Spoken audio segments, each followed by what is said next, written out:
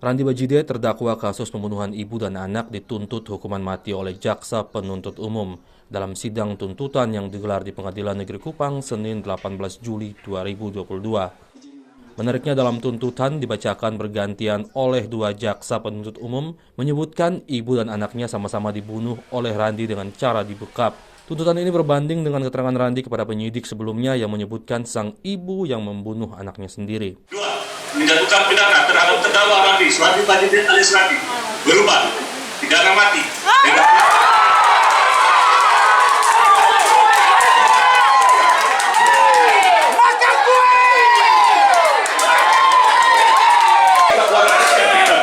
dan seterusnya sampai dengan nomor 10.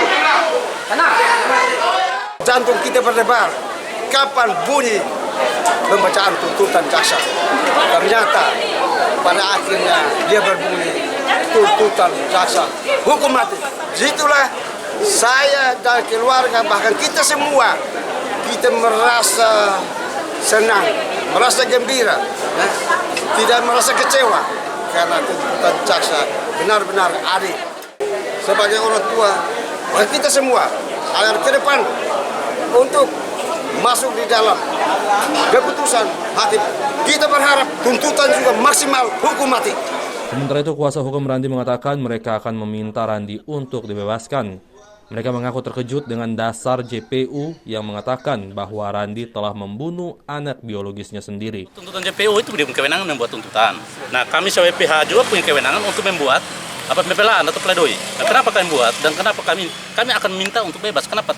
Harusnya terpenuhi 351 ayat 3. Jadi permintaan dari pengacara nanti waktu baca pledoi. Karena tidak didakwa 351 ayat 3 maka minta bebas. Itu saja. Tuntutan itu kewenangan mereka. Dan berdasarkan fakta sidang yang menurut versi mereka. Kemudian dirangkai menjadilah fakta sidang menurut mereka. Maksudnya menurut jaksa penuntut umum.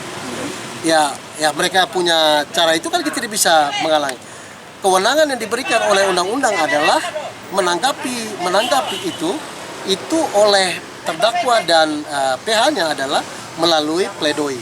Dan jujur saja kita juga punya fakta sidang dan cara pandang kita terhadap fakta-fakta sidang itu, bahwa apakah memang, dan jaksa itu kan dia mendakwa, dia yang buktikan.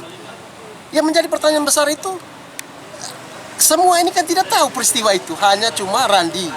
Dan Randi mengatakan itu. Dan anaknya, ya kata jaksa Randi yang membunuh.